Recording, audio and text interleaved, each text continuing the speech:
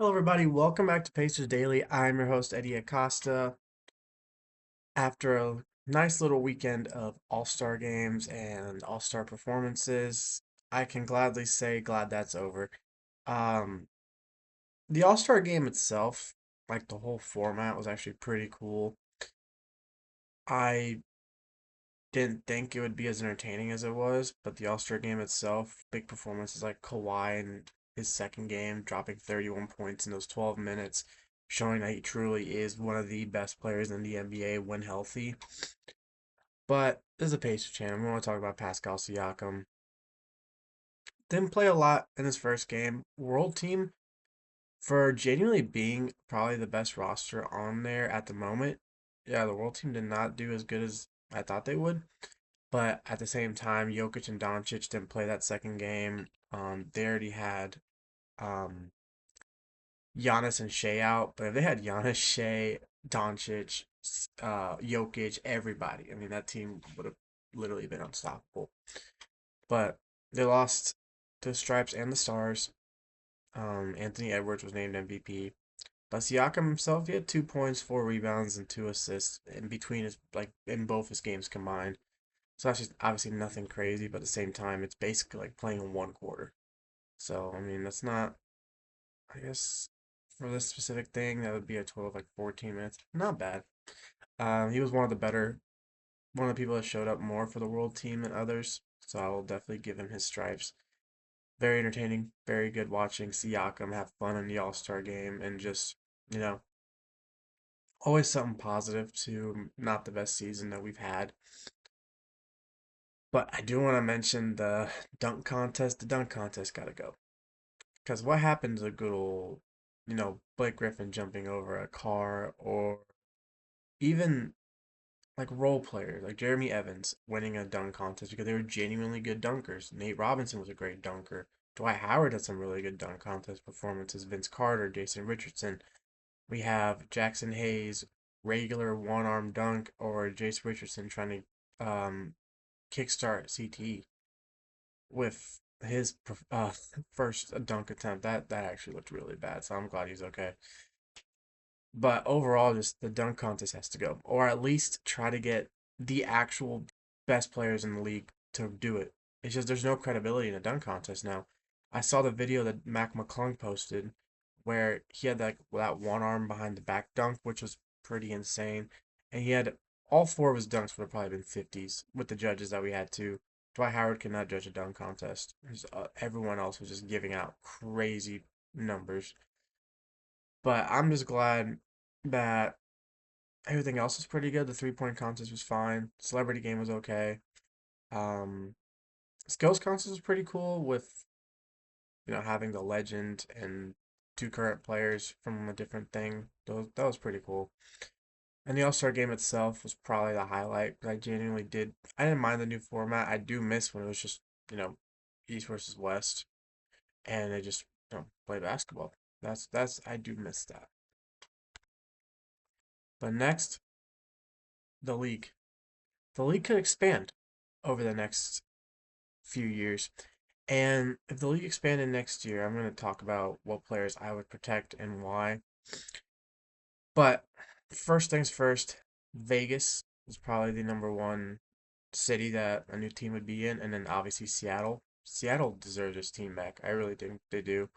I'm not just saying that because the Thunder beat us in the finals. I'm saying that Seattle deserves a team. I mean, look at some of the teams that stayed in the league, even when Seattle disbanded. Some of the teams that haven't probably not even been to the playoffs in years. I mean, the Sacramento Kings, it took almost 15, 16 years to get back in the playoffs, even more than that. And that was before their last appearance. I think it was a baby when they were last in the playoffs. But I think those are two cities that the NBA would definitely want to expand to.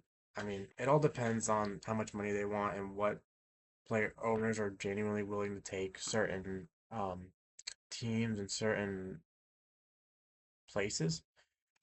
So you could see a lot of big time stakeholders in certain WNBA teams, getting involved with the NBA teams.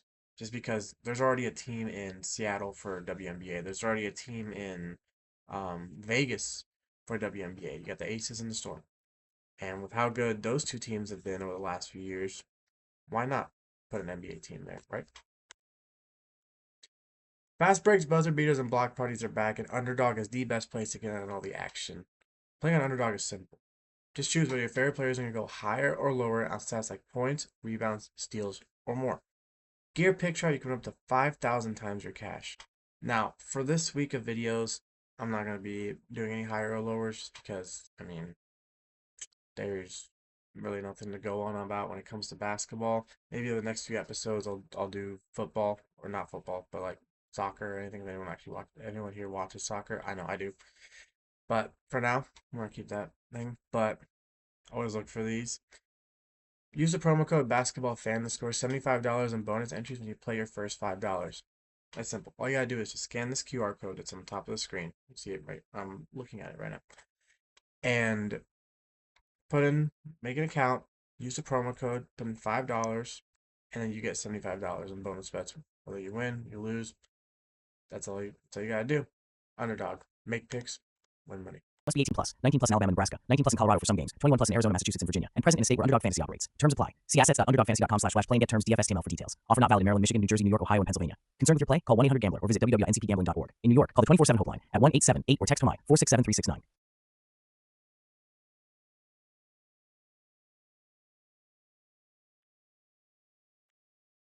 Hey everybody, I'm back. Now, with an expansion draft, you have to protect 8 players. And for the Pacers, that might be a little harder to do, but I have exactly what I want. Now, if the expansion draft is before the NBA draft, these are the players we protect. Halliburton, of course, Pascal Siakam, Zubac, Nembhard, Nesmith. So our current, what should be a starting 5 if without the draft pick. And then if we gotta choose 3 players from the bench, for me it's simple. For me it's TJ McConnell. For me it's Obi Toppin. And then the last one is where it gets tough. Because you gotta choose between Jarris Walker and J Huff. Now, I like J Huff a lot. But for this specific case, I'm gonna go with Jarris just because of potential. And well, that would leave us without a backup center. But the reason I want to keep Obi is because he's a really good player, but at the same time, he also has a very tradable contract, so we could always get assets out of Obi Toppin. It's a lot easier to decide now who to get because we don't have Mather and Isaiah Jackson on the team anymore. Mather would have probably been protected, but he also would have gotten traded. Jackson, on the other hand, probably would have been out of the protection.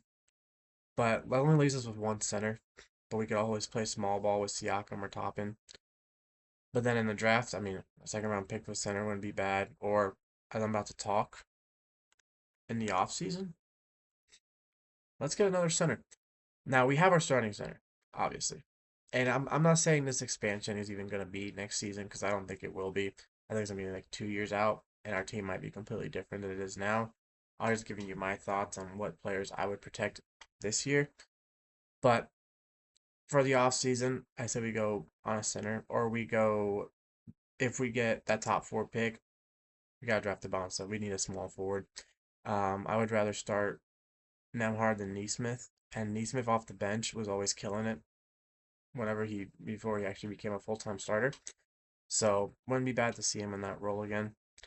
And I'm sorry, these videos are gonna be a little shorter because there's not gonna be a lot to recap. Plus, it's in a weird spot, like right after the trade deadline during All-Star break. Really not a lot of news going out, especially with the Pacers. I mean, we're bottom of the league right now. There's not gonna be a lot of news to come out against on us. But over the next few days, I'm gonna find more and more topics to talk about. Maybe do like a little video just ranking free agents that I would want on this team, or a video just if everyone wants to comment on this video, seeing things that they want, I can make a whole video just based on comments from you guys.